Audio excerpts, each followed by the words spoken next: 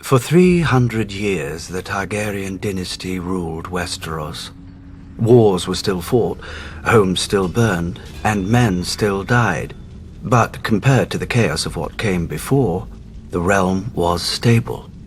And boring.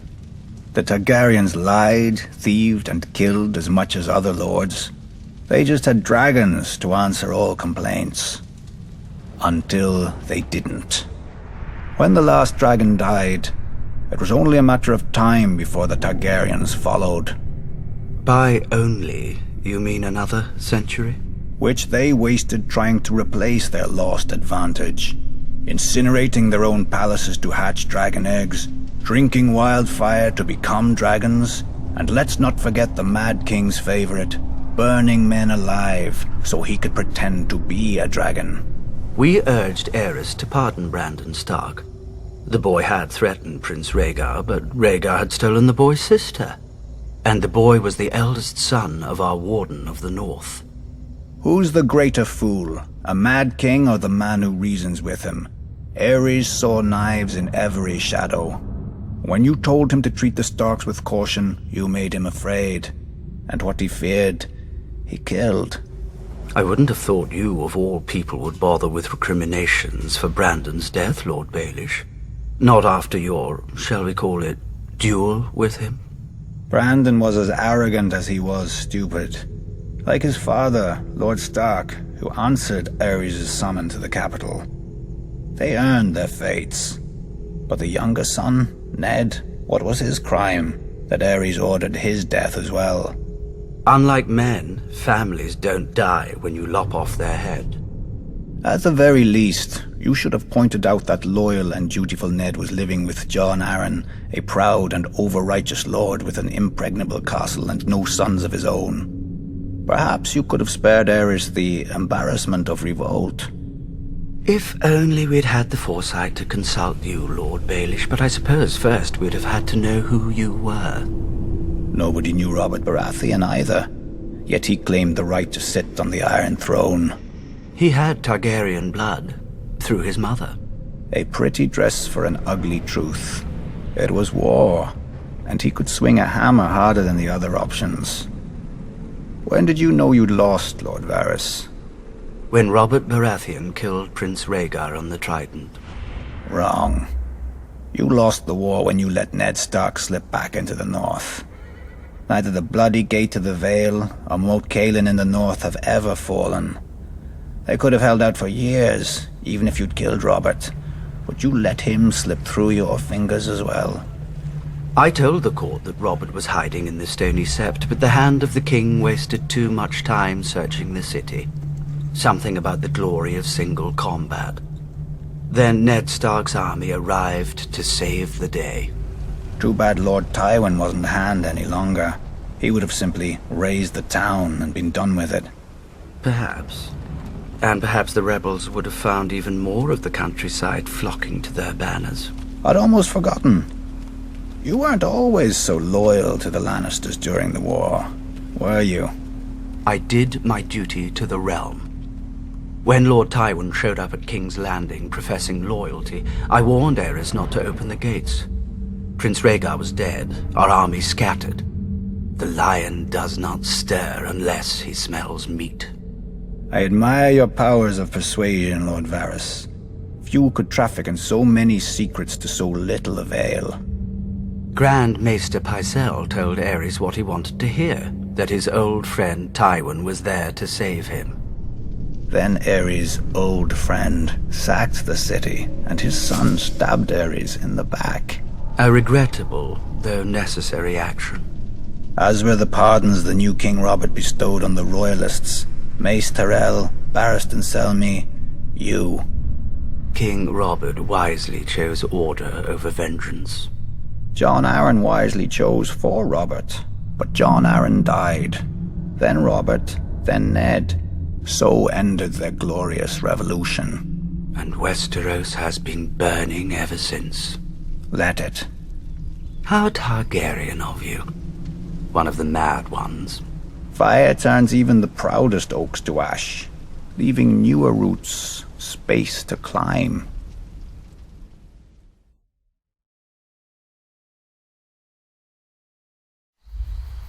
mudmen, bog devils.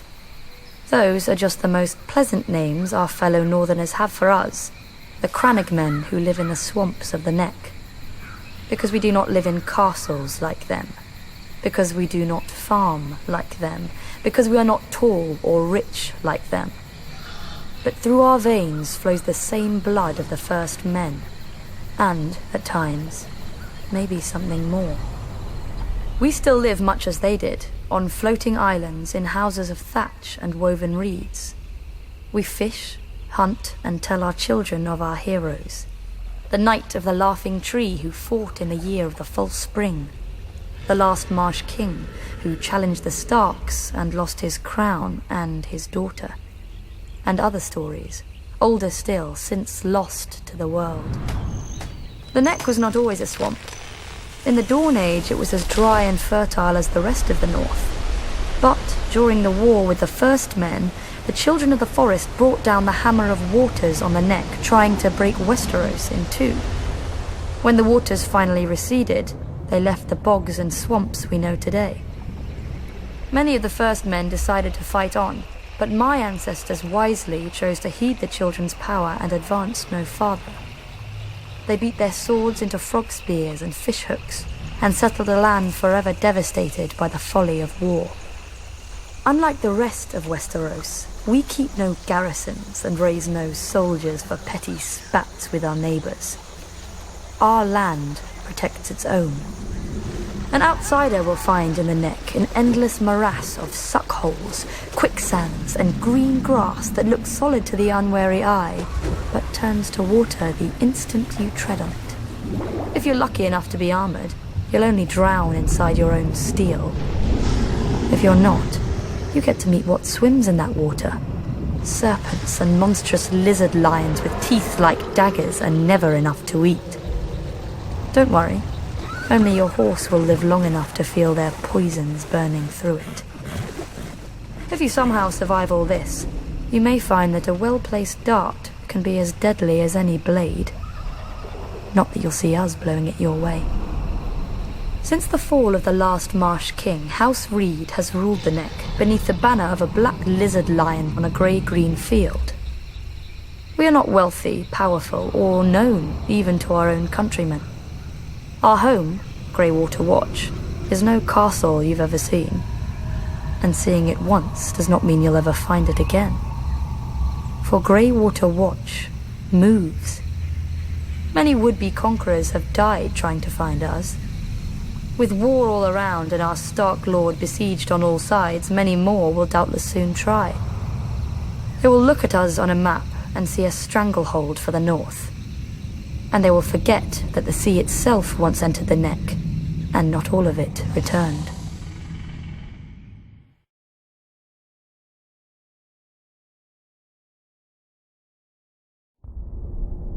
Valyria was not the first to conquer the world. In the dawn of days, the city of Ghis opened its gates and poured forth its legions across the continent of Essos. With their lockstep discipline and absolute obedience, they ground entire nations beneath their boots and planted the harpy in every corner of the known world. What they didn't destroy, they chained. Slavery is as old as man, but until the Giscari, it was never an art. The slave lords grew rich and fat as pyramids were raised around them, pleasure houses were filled, and fighting pits were opened. Nobody remembers if the waters around Ghis had names before the Empire, but ever since, we know them only as Slaver's Bay and the Gulf of Grief.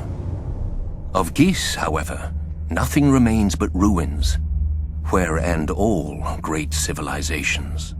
5,000 years ago, Valyrian shepherds stumbled on strange eggs, and within a few generations, an upstart Valyrian freehold rose across the sea. 5 times did the Giscari contend with Valyria, and 5 times did they go down in defeat. For the freehold had dragons, and the Empire had none. The best of their legions burned, the others broke. The brick walls of Ghis were pulled down, the streets and buildings turned to ash, and the very fields sown with salt, sulfur, and skulls. Yet the Empire was not wholly destroyed. Astapor, Yunkai, and Meereen, once lowly colonies along Slaver's Bay, survived, and even thrived.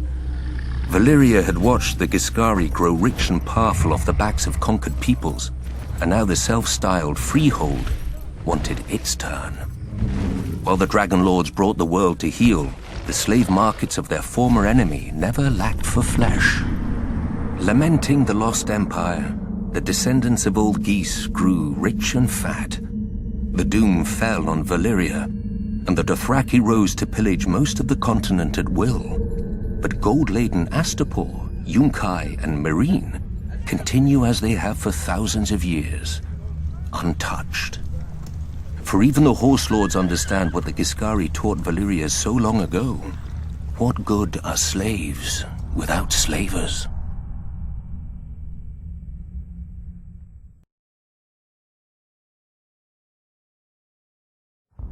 When the Doom claimed Valyria, the great freehold fractured into warring cities and upstart nations, ripe for the taking. Out of the east swarmed the Dothraki, the Horse Lords of the plains who feared only defeat and dragons. And now the dragons were all gone. Under the great Khal Temu, they sacked and burnt every town and city in their path. No army could stand against them, because the Dothraki do not stand. The Horse Lords do not draw up battle lines or hide behind shield walls or lair themselves in armor. The Dothraki charge. Their blades are more scythe than sword, the better to cull the infantry ranks without breaking stride. Even their archers fire from horseback so that advancing or retreating, the arrows never cease. To the Dothraki, a man who does not ride is no man at all, without honor or pride. When the city of Quohor realized Khal Temu was coming, they strengthened their walls, doubled their own guards, and hired 2 full companies of sellswords. The Dothraki were used to glorified farmers with spears. Quohor would show them a proper army, with mounted and armored cavalry to match the Horde's own. As an afterthought, the city leaders sent an envoy to Astapor to buy Unsullied. The slavers had always claimed that the Unsullied were the great Giscari legions come again. Few cared. The dragon-burned ruins of old Ghis were a stark reminder that the age of the foot soldier was over. The envoy had his orders, however, and quickly bought 3,000 Unsullied for the long march back. For Unsullied do not ride. But while they marched, Khal Temu arrived at Quohor. I can imagine how pleased the Khal was to finally face a challenge. By the end of the battle, crows and wolves feasted on what remained of Quohor's heavy horse. All the sellswords had fled. Quohor knew that the Dothraki would very soon break through the gates to rape, slave, and burn at their pleasure. Yet the next day, Khal Temu woke to find, before the gates, 3,000 eunuchs in formation, armed with only spears, shields, and spiked helms. The Unsullied had slipped past the Khal's army in the night while the Dothraki feasted. Khal Temu had many times their number and could easily have flanked the small force. But to the Dothraki, men on foot are fit only to be ridden down. 18 times the Horse Lords charged, and 18 times the Unsullied locked their shields, lowered their spears, and held the line against 20,000 Dothraki screamers. When the Khal's archers rained arrows on them, the Unsullied lifted their shields above their heads until the squall passed. And then they held the line. In the end, only 600 Unsullied remained, but more than 12,000 Dothraki lay dead, including Khal Temu and all his sons. The new Khal led the survivors past the city gates, where one by one, each man cut off his braid and threw it down before the feet of the Unsullied, defeated and shamed forever. Since that day, the Unsullied fill the ranks of cities and households wealthy enough or desperate enough. Sellswords fight for gold, knights for glory, and Dothraki for blood. To a man, the Unsullied fight only to obey. With the right master over them, imagine how the forces of chaos would break against their shields. The conquerors, the madmen, the usurpers.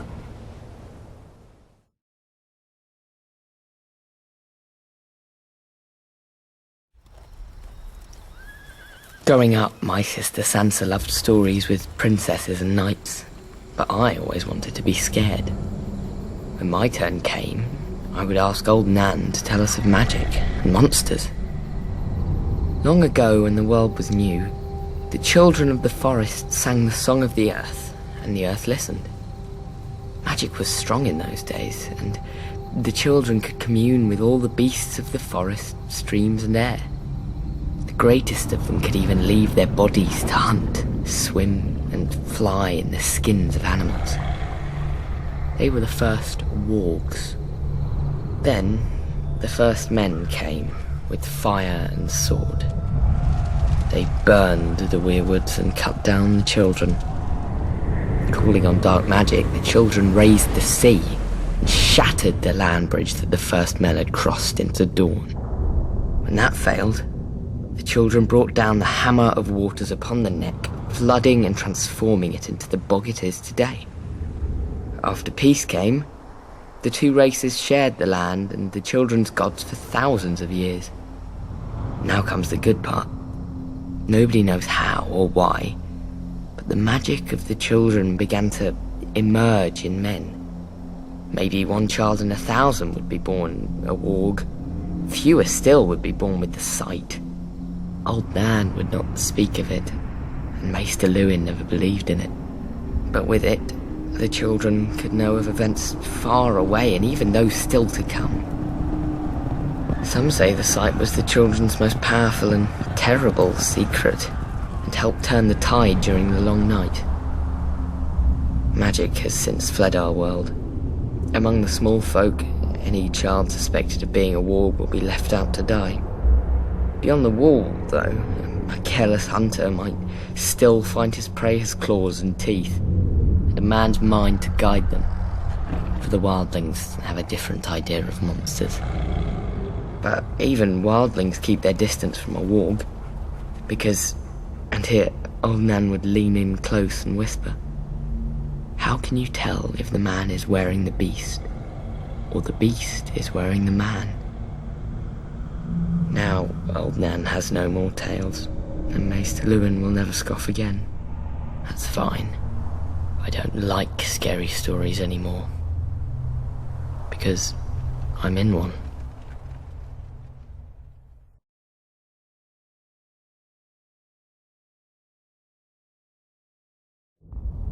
Like the Starks, the blood of House Bolton runs back to the first men. Singers call those times the Age of Heroes, a mask for a savage world that bred savage men. The Lannisters swindled their enemies, the Storm Kings hammered them, and the Starks cut off their heads. In such company as this, were the Boltons really so indelicate? Unlike some other houses, my ancestors owned the Bolton words, "Our blades are sharp." They passed down not a Valyrian greatsword, but a knife, honed and thin enough to fit between the topmost layer of skin and the tissue below, and peel. For as we all learned as children, a naked man has few secrets, a flayed man none. In those dark days, they say that some of my more willful forebearers would even wear their enemies' skins as cloaks. But no such tokens remain, if they ever existed. Certainly not hanging in some secret room in the Dreadfort, as old wives and fools insist. I suspect my house itself was responsible for spreading such rumors in the first place. Few weapons are as effective as terror, and this was an age of war. House against house, brother against brother. The Iron Men were on the rise, and never far from our shores.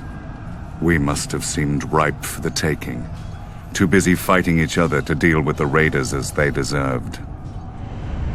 Thus the Starks took it upon themselves to unify the North, under them. They drove the pirates out of White Knife and claimed the eastern coast, and married the Marsh King's daughter for the neck. A Stark wrestled for Bear Island and won. Or so they say. Silly stories.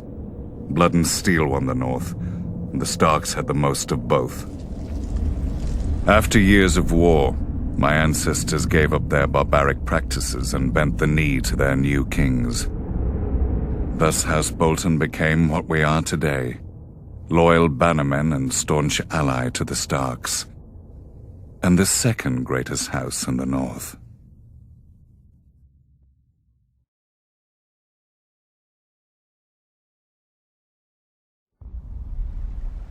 Tarth has lulled many a novice sailor into complacency. Our lush island sits on calm blue water like an emerald set into a sapphire. You would never guess that such a vision is only the sheath hiding the blade of Shipbreaker Bay, with its treacherous tides, unpredictable gales, and sharp rocks lurking just below the water's surface. The storms that blow through the bay water the Kingswood and Rainwood, two of the great forests of Westeros, and they give the Stormlands their name. Even without our weather, we have more than earned our name in strife. The first Storm King, Durin, started his reign by declaring war on the gods themselves. He loved the daughter of the sea god and the wind goddess, but they forbade the union. At their wedding, the gods unleashed their might, pulling down his hold and killing all of Durin's family and guests, though his wife shielded him. Durin vowed to rebuild, and when he did, the gods again destroyed his home. His counselors begged him to retreat inland, but he would not abandon his war. Finally, with the counsel of the Children of the Forest, or perhaps a young Bran the Builder, Durin raised a seventh castle that, try as they might, and still do, the wind and sea gods could not tear asunder. Durin took the name God's Grief and called his new home Storm's End. Having beaten the waters to the east, the Storm Kings turned their gaze to more practical enemies, the Reach, Riverlands, and Dorne. For thousands of years, the Storm Kings fought the Gardener Kings of the Reach and various families of Dorne for control of the Dornish marches just below the Red Mountains. The fighting didn't stop until Dorne married into the Seven Kingdoms, a mere 100 years ago. But still the houses of the Stormlands, such as the Dondarians, guard the Boneway, the mountain pass into the marches, against any Dornish incursion. The Storm Kings had greater luck to their north, at first. They took the trident from the River Kings and built an empire that stretched as far as the neck. But then the Ironborn swarmed out of their islands and pushed the Storm Kings out of the Riverlands. No doubt the Ironborn intended to expand their empire into the Stormlands. Before they had a chance, Aegon Targaryen landed with his dragons. While Aegon burned the kings of the Iron Islands, the Rock and the Reach, his fiercest commander and rumoured bastard brother, Orys Baratheon, set out to subdue the Stormlands. No matter how fierce a warrior he was, no one could have envied his task. Storm's End had seen thousands of years of war and never fallen. But Argilac, the Storm King, chose not to barricade himself behind its walls, and gave Orys the battle he must have hoped for. Orys slew Argilac, and took Argilac's castle, kingdom, daughter, sigil, and house words. House Baratheon became the lord of the Stormlands. Targaryen rule quieted the Stormlands for the most part, until Robert rebelled against the Mad King. His first challenge came not from the crown, but from his own bannermen, who tried to join forces against him. Robert struck first, defeating 3 armies in a single day at Summerhall. The victory cemented Robert's control of the Stormlands, and he was able to march on the Reach and Riverlands with no enemy to his rear. Yet not all of Robert's bannermen sided with him. Sir Barristan the Bold came from the Stormlands, but as the pre-eminent member of Aerys Kingsguard and greatest knight in the realm, Sir Barristan remained loyal. After Robert's decisive victory on the Trident, Robert sent his own maester to care for his countryman Sir Barristan, who had suffered grievous wounds whilst fighting so hard to kill him. Later, when the Kingslayer betrayed Aerys, Robert pardoned Sir Barristan and even took him onto his own Kingsguard. When Robert lifted Mace Tyrell's ill-managed siege of Storm's End and returned to his ancestral home, he realized the dream of all the Stormlords before him, to rule the 7 kingdoms. Then Robert died, and his brother Stannis killed their other brother, the noble King Renly. with black magic. Now the Stormlands again live up to their name, with so many houses burnt on the Blackwater and others currying favour with the Lannisters to seize the survivors' lands. Renly could have saved us. If only I could have saved him. But I will teach Stannis a lesson he should have learnt growing up in the Stormlands. As lightning gives way to thunder, so too must murder lead to vengeance.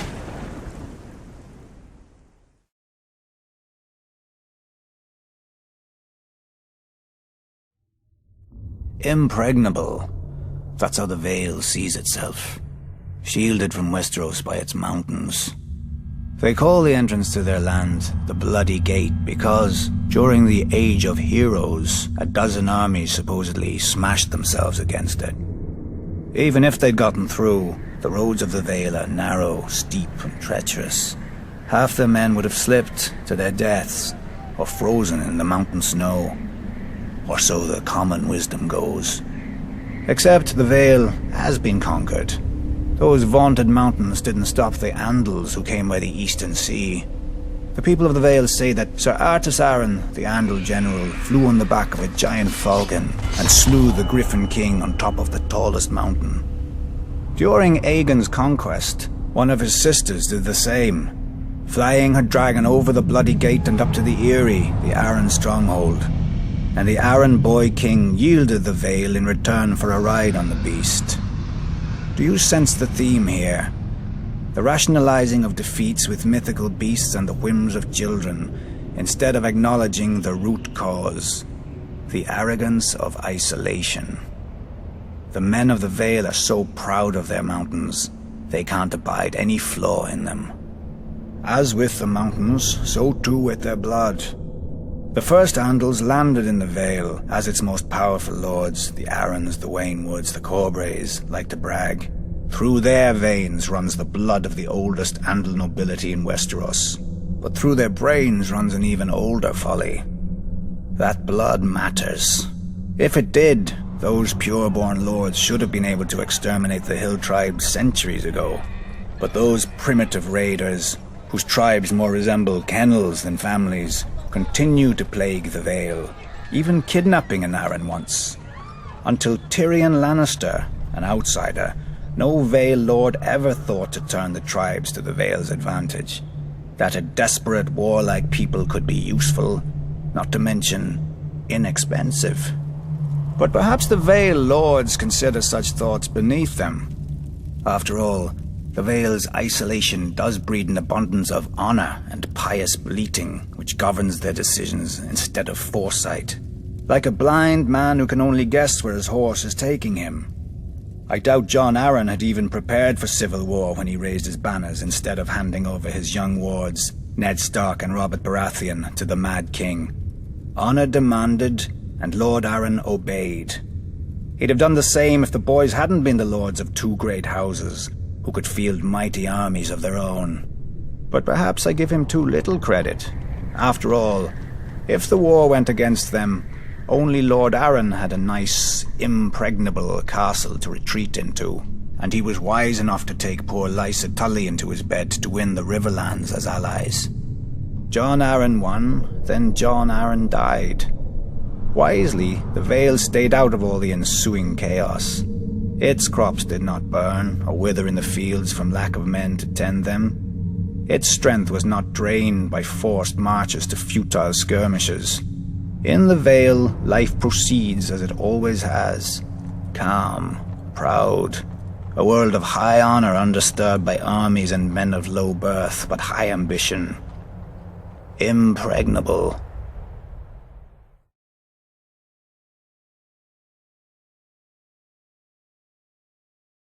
As a boy, looking out from my father's castle, I thought the sun could never set on the north, so vast did it seem. Part of me still does. The north is by far the largest of the 7 kingdoms, and can fit the other 6 inside it.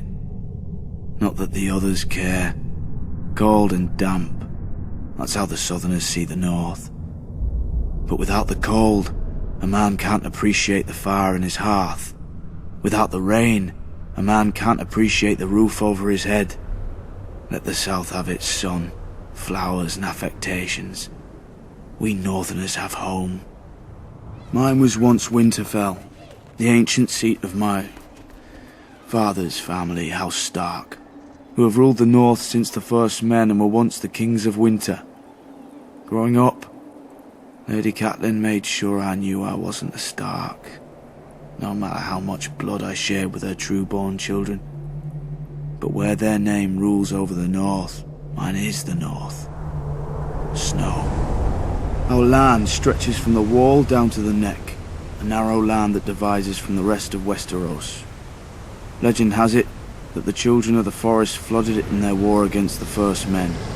If that's true, every Northman owes them a debt of gratitude.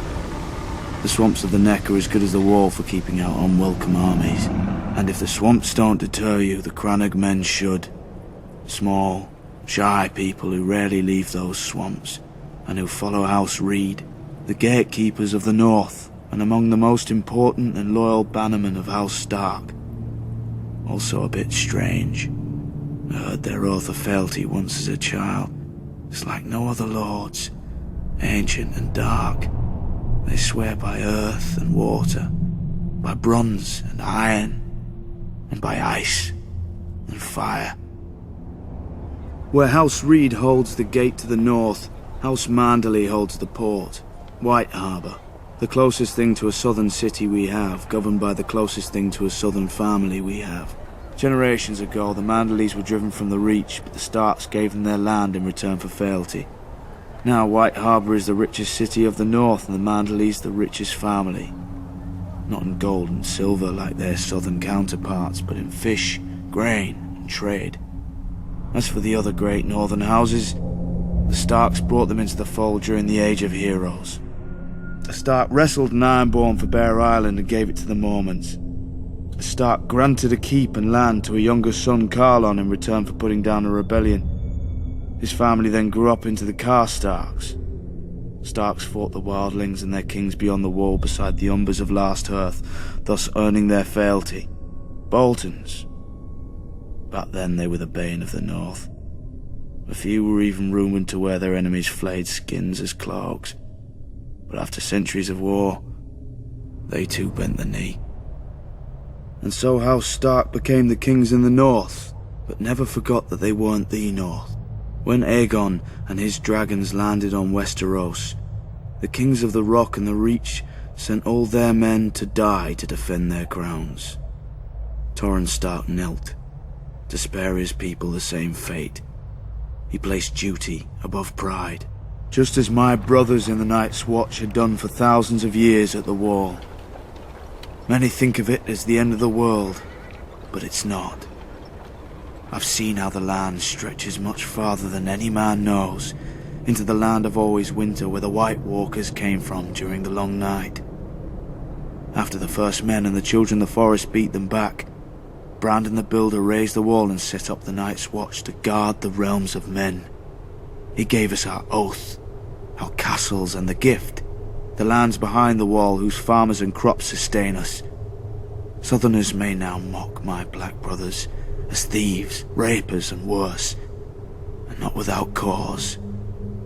But the North remembers why we are there, and if we fall, the South will get a very harsh and very cold reminder.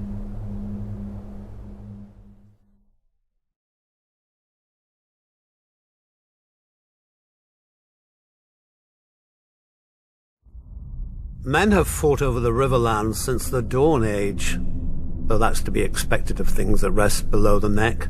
Doesn't help that the Riverlands are between everything and everything else. The Westerlands gold, the Reach's grain, the Vale's rock, and the North's snow? House Mud once ruled as the kings of the rivers and hills, but after 1,000 years their line was exhausted and fell to the Storm Kings, who fell to the Ironborn.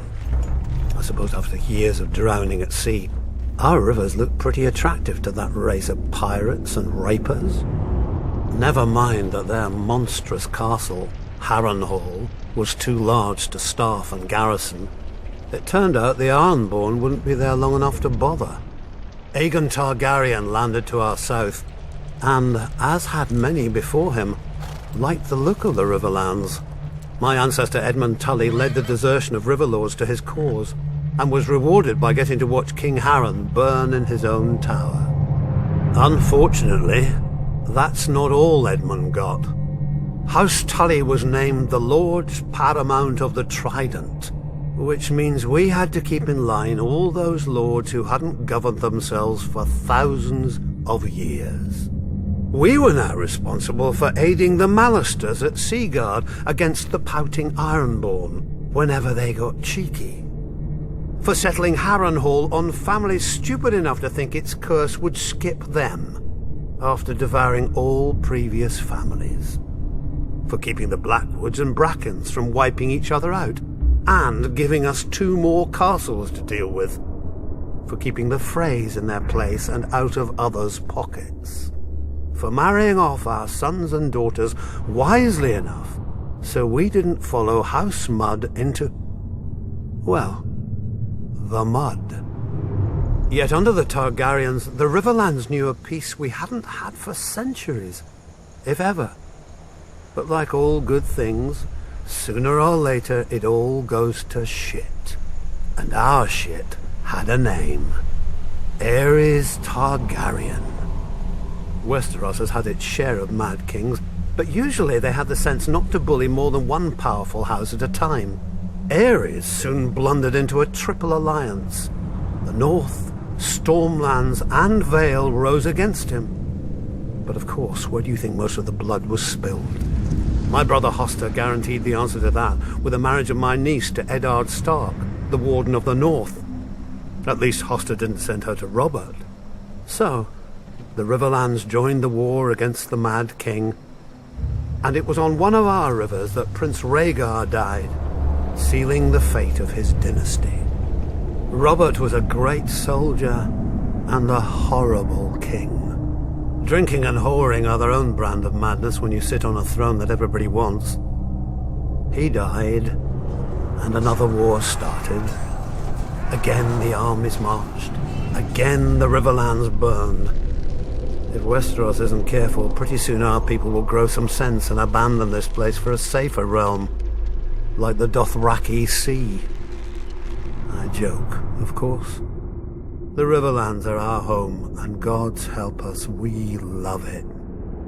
Still, as they say, the king eats and the hand takes the shit. The same is true of the Riverlands. The 7 kingdoms piss, and the Riverlands change clothes.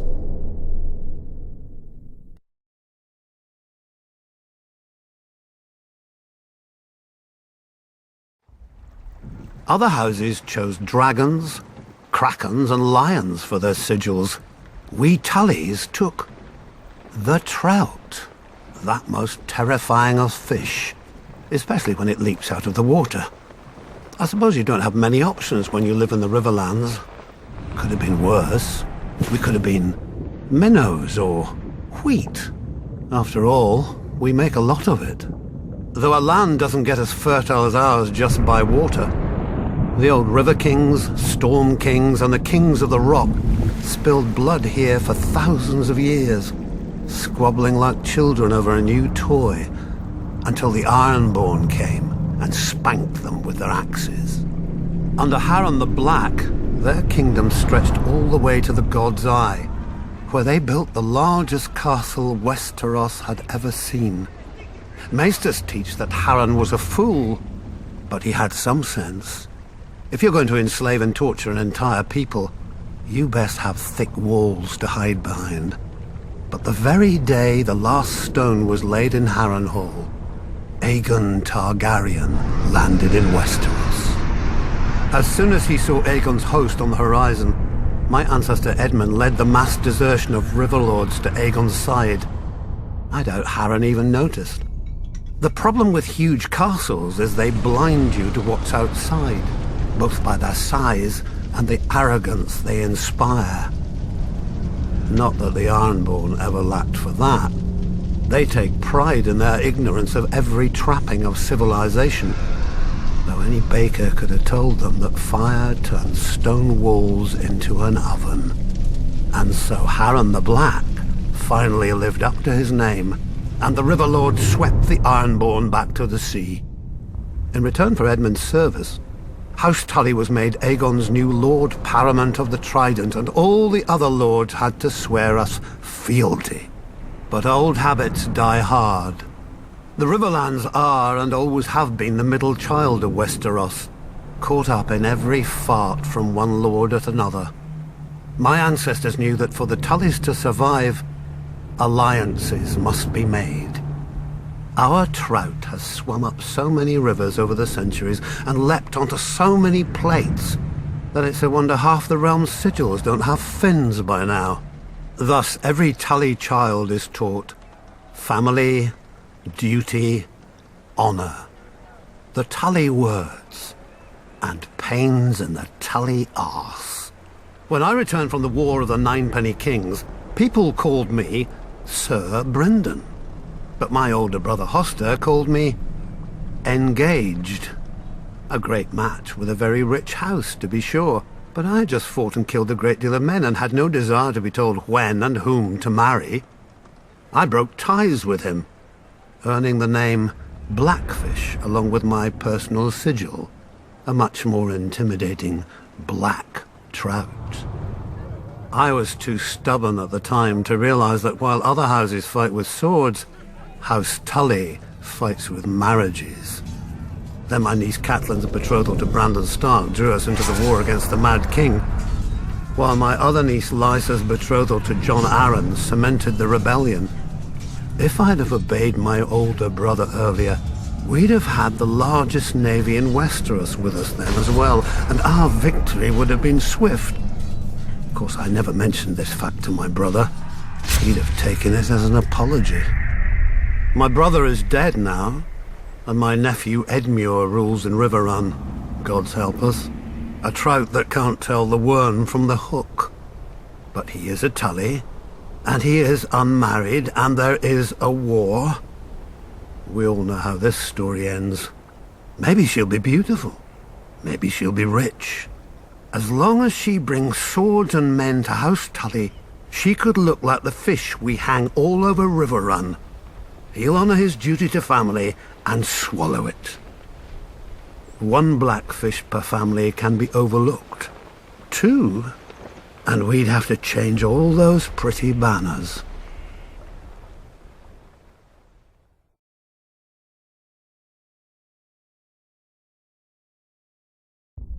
The Reach is aptly named. We're the ones who give your hands something to do at the table. As the most fertile region of the Seven Kingdoms, we grow the lion's share of the grains and fruit that feed this country. Especially now, since the rebels have burned down the other fields. Thankfully, House Tyrell is here to do its duty to the crown and keep the capital from starvation. Yet, as with all gardens, weeds grow in the Reach too, though few name them as such. Singers fill our heads with chivalry and courtly love, fluff to make boys fight and girls swoon. Oh, the songs are good enough for a pleasure barge down the Manda. They give pleasure to the common people and harmony to the realm. But if the rise of House Tyrell proves anything, it's that virtue and honor have their place. And if you're not careful, that place is the grave. Unlike the Lannisters, Starks, and Arryns, we were never kings in our own right. House Gardner ruled the Reach since the Dawn Age, and we were their stewards. While they warred to enrich their already rich domain, we managed their castle of Highgarden. But then Aegon Targaryen landed with his dragons. Nobody knows why the Gardener King took the field against him. Anyone could see that a man who grows flowers should beware a man who grows fire-breathing monsters. But maybe it wasn't wholly his idea. Maybe someone whispered in his ear about all the face he'd lose with the other 6 kings if he stayed home. The rest is history. The last Gardener King lost his face, along with his body, and his steward Harlan Tyrell promptly yielded Highgarden to Aegon. My grandmother swears that Harlan was like most of our men and grew up banging steel together too loudly for a thought to penetrate.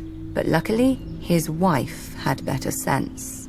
Whatever the case, in return for Harlan's show of sense, Aegon proclaimed House Tyrell the Lords of the Reach and Wardens of the South, passing over all the other houses with better claims. House Hightower, who were kings before the Andals came, their seat is the oldest city in Westeros. They call it Old Town. Wealthy, proud, and solitary, there have been Hightowers who wouldn't come down from their great lighthouse for decades. Its name, fittingly, is the Hightower. House Florent, who had actual blood ties to the Gardeners. They whinge about their ancient rights to High Garden every once in a while, and now that their daughter is married to Stannis Baratheon, about their rights to all of Westeros too. Apparently, putting a fox on your banners doesn't impart a fox's wiles. House Tarly, who still gives the Reach the best soldiers it has. If Aegon had named them as his lords, the Reach would have become the greatest military camp in the world, until it starved to death. The price for conscripting all the farmers. Yet Aegon chose us. Centuries later, when his descendant Aerys faced rebellion, the Reach stayed loyal. Mostly. My father, Mace, dealt Robert his only defeat in the war, even if it was my father's vanguard who did most of the fighting before he arrived. After the Battle of Ashford, we laid siege to Storm's End, Robert's home. Unfortunately, the war ended before we could take it and free up our armies to go save the king. The new King Robert had a forgiving nature. Our crimes were brushed aside without even one execution for the sake of formality. Our family was surprised until Robert's new hand, Jon Arryn, came by with the bill. The Reach is second only to the Westerlands in wealth, and Robert meant to spend as much of it as he could get his hands on. We gave him the coins he wanted, and later, when he wanted our grain or fruit or wine, he gave them back at whatever price we set. Now, much of Westeros is ashes. The rest of it is armies. As the Starks are fond of saying, winter is coming, and for leagues outside the capital there isn't a harvest to be seen. Have no fear. The Reach is, as always, bountiful. House Tyrell will manage the harvest and keep the Seven Kingdoms from starvation, like the good stewards we once were. Just ask House Gardener.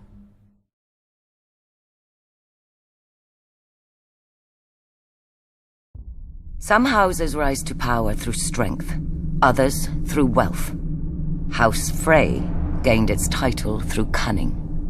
Centuries ago, its founder looked at a map and noticed how the trident spears the neck, cutting off the north from the south. He realized that a river of gold would flow to the man who owned the right bridge across the water. It took the Freys 3 generations to complete their forefathers' vision. A massive arch of smooth grey rock, wide enough for 2 wagons to pass abreast. When they were done, they built high curtain walls, deep moats, and heavy gates to protect the approaches, and put up squat, ugly, formidable keeps on either bank. The Twins, commanding both road and river with arrow slits, murder holes, and portcullises. The Twins ensure that no one crosses without begging the Freys' leave and paying the Freys' toll. The plan worked. The family grew rich and powerful, exacting gold from lords, merchants, and poor farmers. A good thing, too, given the number of Freys the bridge has to support. The current lord, Walder Frey, has seen over 90 name days and sired near as many children, true-born or otherwise. A shameful thing in any other lord, but Walder Frey possesses no shame. A dangerous thing for any other lord, but Walder Frey has no concern for heirs or fear of their impatience. Perhaps Lord Frey thinks to outlast them all. Given the infighting he encourages among them, perhaps he will. Whatever the case, House Frey does nothing so well as survive. When the Ironborn conquered and razed the Riverlands, the Freys hid in their castle. When Aegon and House Tully swept the Ironborn back to their islands, the Freys hid in their castle. when my ancestor demanded their allegiance as Aegon's new Lord Paramount of the Trident, the Freys bent the knee from their castle. Perhaps then we should not have been surprised when my father, Lord Hoster Tully, called his banners against the Mad King, and Lord Walder didn't answer. The Baratheons, Starks, Aarons, and Tullys, some of the oldest and greatest houses of Westeros, fought and bled for the cause of justice, while House Frey hid in its castle and waited. No doubt if Rhaegar had won at the Trident, Lord Walder would have given him safe passage into the north, to destroy the rest of my husband's northern army for a fair price. But Rhaegar fell, and lo and behold, the Frey army appeared to render aid to our already victorious forces. Many sniggered that Lord Walder had been waiting for his army to come of age, having fielded it out of his own breeches. My own father named him the late Lord Frey, to the other lords' amusement, a slight that pricks Lord Walder to this day. In many ways, however, Lord Walder was wise. We had no guarantee of victory, and had he fought with us from the outset and we failed, he would have lost the bridge his family was so proud of. More pride than honor. Those should be the words of House Frey. Yet part of me wonders if Lord Walder waited not out of fear but hope, that we would be destroyed, leaving him to assume my family's place as Lord Paramount of the Trident, to buy the respect they've always wanted but refused to earn. No, not even Lord Walder could be so disloyal.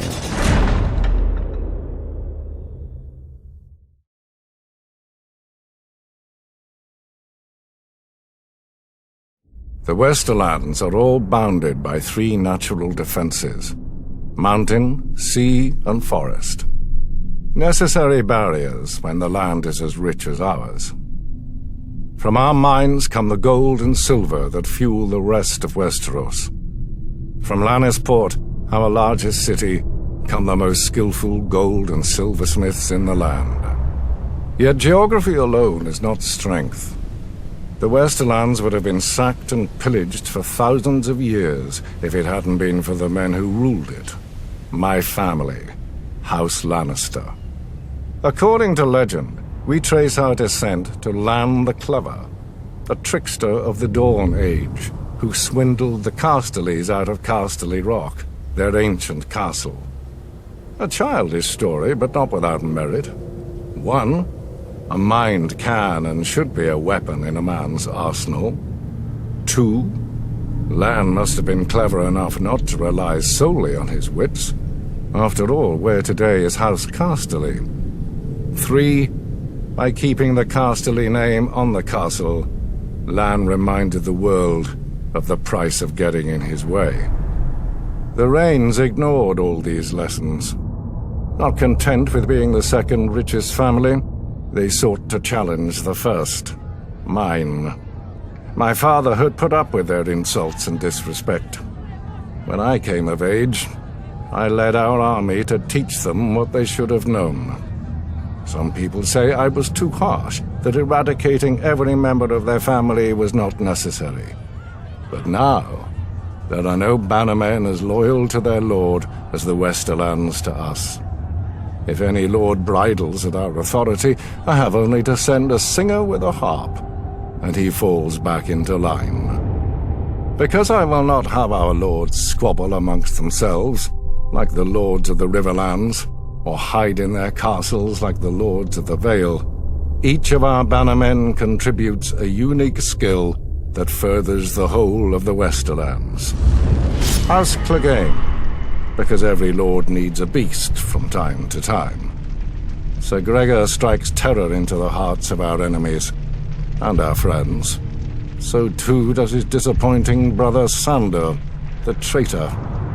House Payne, who provides us loyal servants. Sir Ilyn Payne was once captain of my household guard, until the Mad King heard him boast that I ran the 7 kingdoms, which I did. The Mad King tore out Sir Ilyn's tongue, making him especially well-suited to later become the King's Justice. Apparently these days, a younger Payne also serves my degenerate son, Tyrion. House Lefford, who guards the Golden Tooth, the eastern pass through the mountains and the all-too-frequent chaos of the Seven Kingdoms. Though after Robb Stark's recent incursions, perhaps we need a new gatekeeper. Fools look at the Westerlands and see gold. Fools see our wealth and call it strength. Gold is just another rock. The Westerlands are strong because of House Lannister. From strong leadership comes unity. From unity comes power.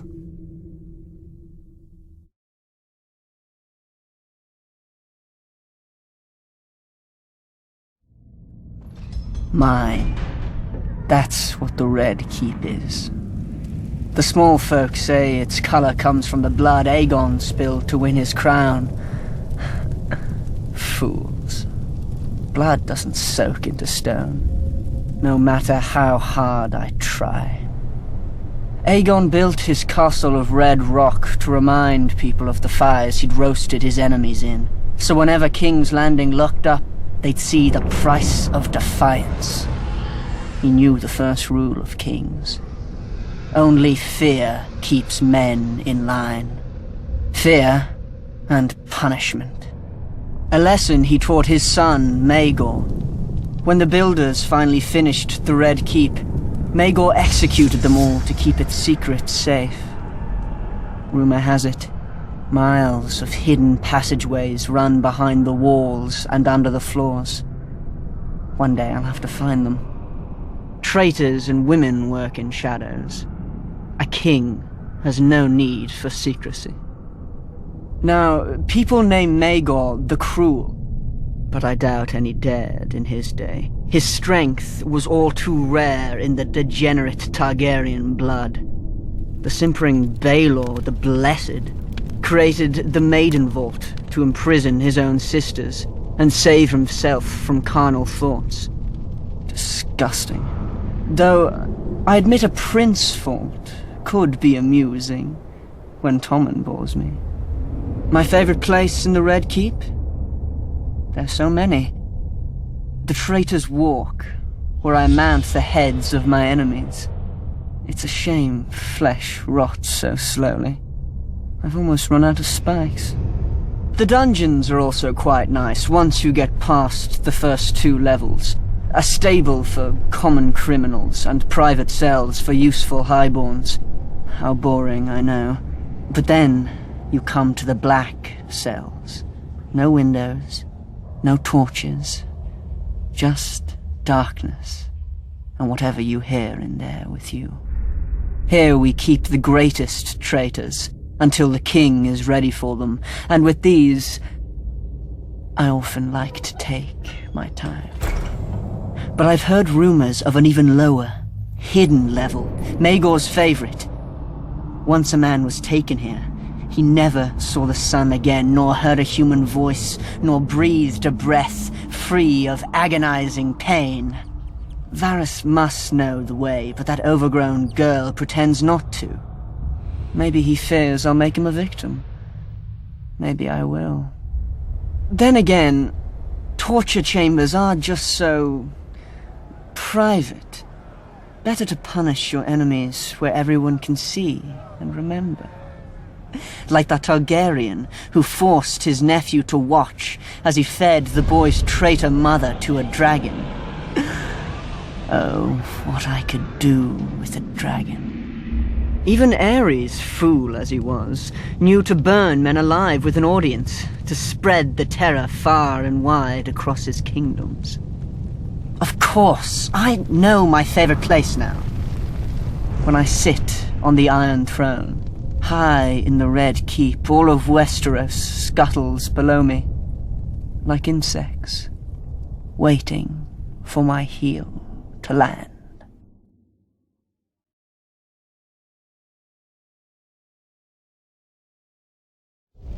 I was born youngest of 8 in Meera, across the narrow sea. So my father gave me over to the Red Temple. In their wisdom, they decided to make me a priest instead of a warrior or a temple prostitute like other children. It was not the path I would have chosen. Sure, I prayed the prayers and I spoke the spells, but I also led raids on the kitchens. And from time to time, they found girls in my bed. Such wicked girls. I never knew how they got there. Then again, I did have a gift for tongues. And when I gazed into the flames, well, from time to time I saw things. Even so, I was more bother than I was worth. When the High Priest foresaw Robert's ascension, he sent me to turn the Storm Lord to the Lord of Light. When Robert seized his crown, we'd take all of Westeros from the Seven in a single stroke. Perhaps they thought Robert would listen to a kindred spirit, or perhaps celibacy had addled the High Priest's brain. I didn't know, and didn't care. I was free. I did my duty as I saw it, drinking and whoring and waving my sword around. The only gods Robert cared about anyway. Years passed, Robert became king, I became a joke, we both became fat. I even won some glory in Greyjoy's rebellion, first through the breach and all that. It's amazing what boldness a full bladder can inspire. But Robert had stopped listening to my sermons a long time ago, even if I'd still bothered to give them. Then came Robert's death, and the war. I'm not speaking of those brats squabbling over the world's pointiest chair. Powers long asleep are waking and moving through the land. I've seen them in my flames. Shit, I've seen them with my own 2 eyes. The Lord of Light is real. And if he's real, then all of it is real. Man once again faces the war for the dawn, which has been waged since time began. On one side is the Lord of Light, the heart of fire, the god of flame and shadow. Against him stands the great other, whose name may not be spoken. The Lord of Darkness, the soul of ice, the god of night and terror. According to prophecy, our champion will be reborn, to wake dragons from stone and reforge the great sword Lightbringer that defeated the darkness those thousands of years ago. If the old tales are true, a terrible weapon forged with the lifeblood of a loving wife's heart. Part of me thinks man was well rid of it, but great power requires great sacrifice. That much, at least, the Lord of Light is clear on. I sound like a dried-out old woman, I know. But as our former hand liked to say, winter is coming. When the cold winds rise, all men, no matter their faith or lack of it, huddle beside my night fires. And I pray the prayers, and speak the spells, and beseech the Lord of Light to bring back the dawn. So far, so good. But reprobate as I am, I can't help but wonder what will happen if, one day, our Lord does not answer. Imagine a night that goes on forever, so dark and full of terrors. I think I need another drink.